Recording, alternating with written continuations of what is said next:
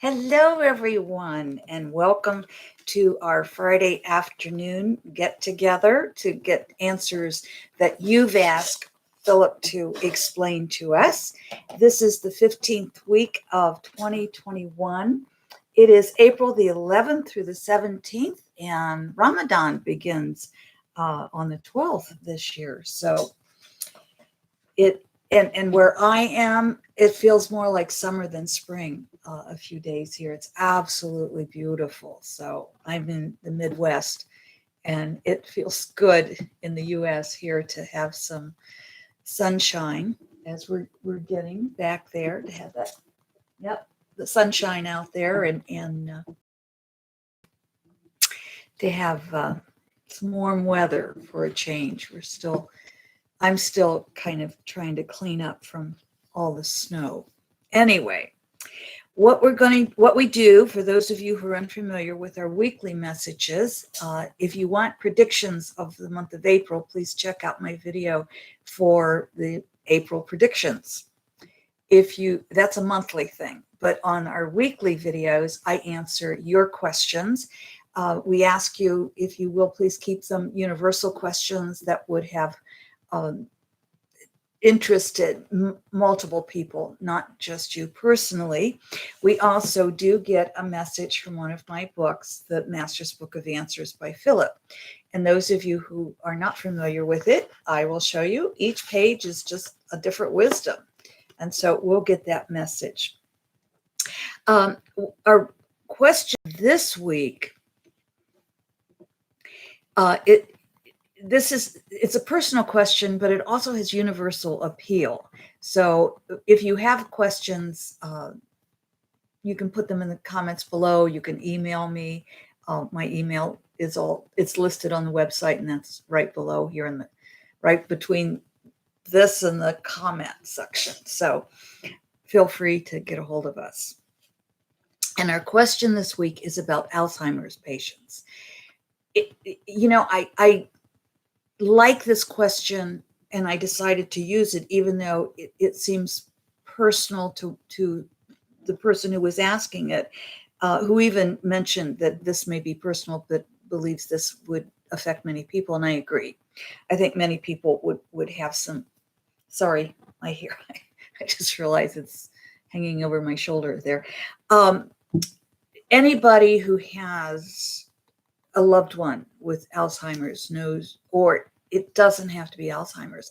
Anyone who has a loved one who has been in a coma or is in a coma, or somebody who's just very ill and it's taking a long time for the body to let go. I think this will answer those questions as to what's going on. So the actual question is, when a person has Alzheimer's and seems to be unable to respond to their family, do they have an awareness of what is happening to them, or are they already in spirit world? They often hang on so long physically when there appears to be no purpose. Here's what Philip has to say about that. The disease you call Alzheimer's is merely a way for a human to conduct spirit work while not being concerned with human activities or normal types of human interactions. I'm going to read that again because I think that really answers the question. And then we'll elaborate.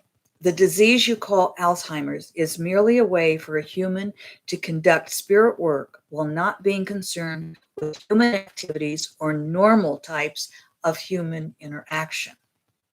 As we told you in the book, and Philip is referring to this book, one of my books, The Found Child.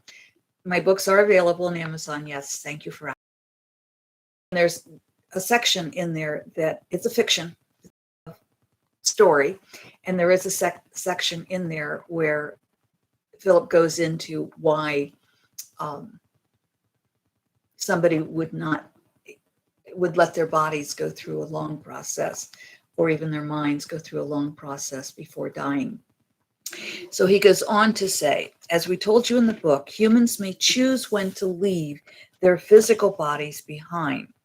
They may choose to leave quickly or to prolong the transition. With the latter being the case, a person may prolong death for different reasons. They may stay to help loved ones prepare. Other words, if somebody's taking a long time to transition, it might be for those of us who are still left here, telling us that, you know what, I'll take time to give you a chance to prepare for my leaving. They may be frightened of death. That's a second reason. Or they may be doing soul work that can best be accomplished while still in human embodiment. Make no mistake about the activity of the person with the disease, even in the late stages, when it seems there is no communication. Those who are aware of energy will be aware of energy shifts with the person with the disease. This can often be seen when music is played. In fact, I think studies have been done on that with Alzheimer's patients, where music is played and or different types, and people respond to that. When Philip talks about the energy, when I'm reading for somebody in another country or down the street, I do all of my readings, unless I'm talking to an audience here. I do all of my personal readings with you, all of my coaching over the phone. So how can I do that if we're not face to face? Or in some cases, we're electronically face to face. But I'm simply reading the energy of what is being told to me by Philip. And we can look at a person's life without ever meeting them. I have clients that I've had for years, and we've never actually met in person. So one of the ways you can test the energy, when I talk about energy, is you can feel your own energy. You can see it. We can call that the aura, the ethereal body, because science tells us we're basically made up of energy. So what you can do is you can do this with the person. The easiest way is actually with another person, but you can do it with yourself. Put your hands about this far apart, about shoulder width apart. And as you start bringing your hands together, I'm already feeling my own energy, but I'm used to doing this. You might get your hands very close together. And you might feel sponginess. You might feel, with the body worker, often there'll be almost like electric shocks that other people can almost see.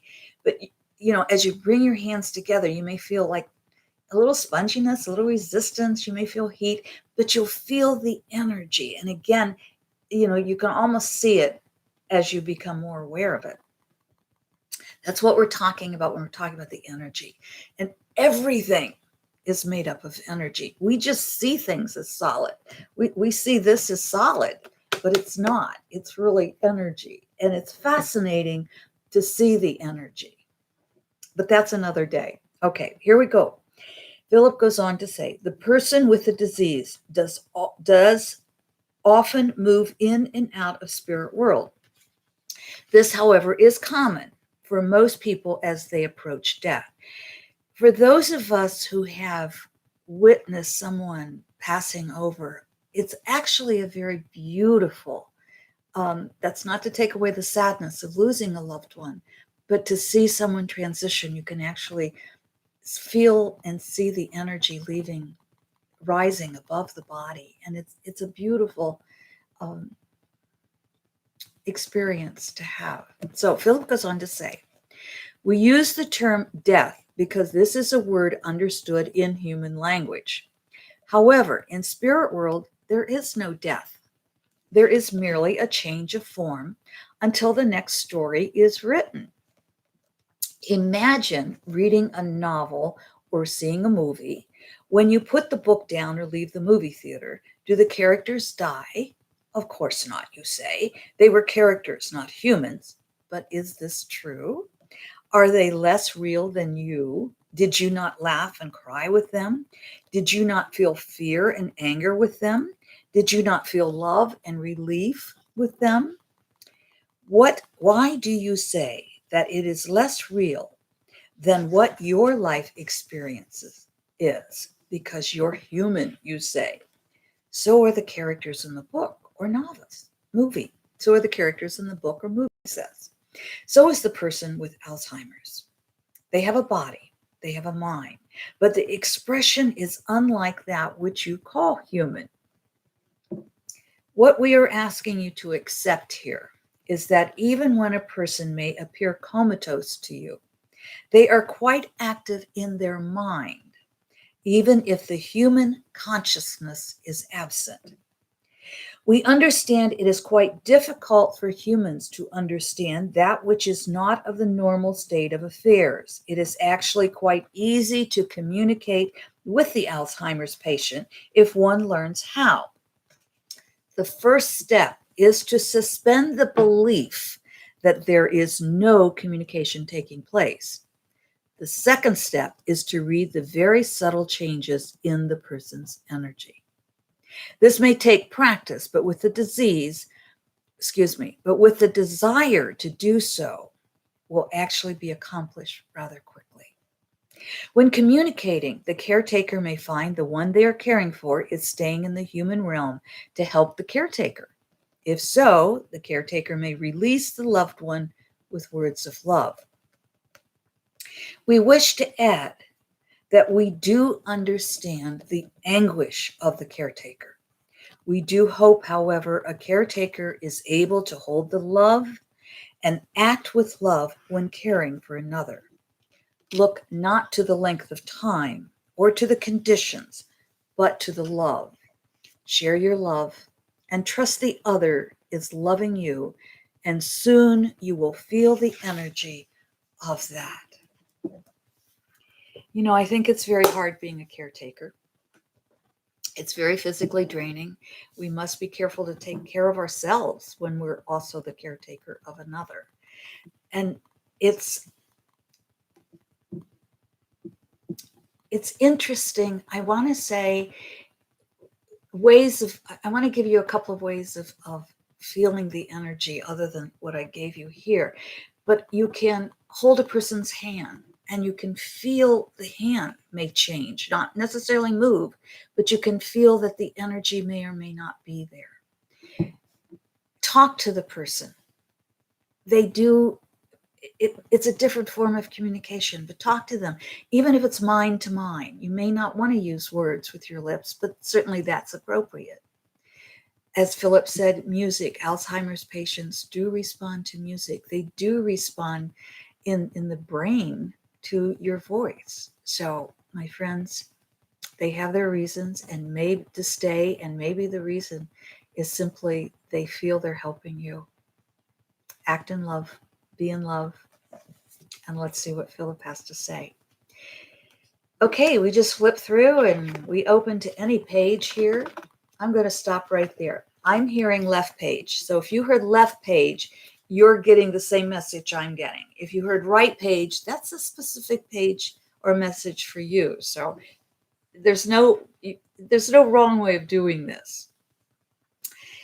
Okay, this goes along with our message. Imagine that. You cannot receive until you are ready to receive. You cannot receive until you are ready to receive. So for the caretakers, receive from the patient as well as give to the patient.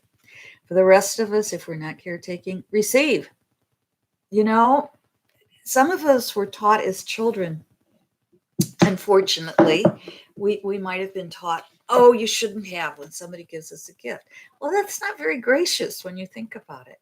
So when someone gives you a compliment or a gift, just receive it and say thank you. You cannot receive until you are ready to receive. Receive with love. And if you got right, here's your message. For 2 weeks, let go of that which worries you. At the end of 2 weeks, ask yourself, does it still seem so important? For 2 weeks, let go of that which worries you. At the end of 2 weeks, ask yourself, does it still seem so important? Chances are it won't be. But remember, you cannot receive until you are ready to receive. Thank you, my friends, for being with me today.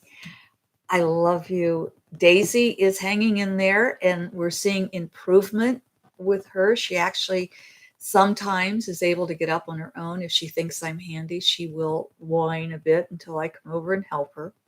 But this morning she was standing up waiting for me when I came out to feed her for breakfast.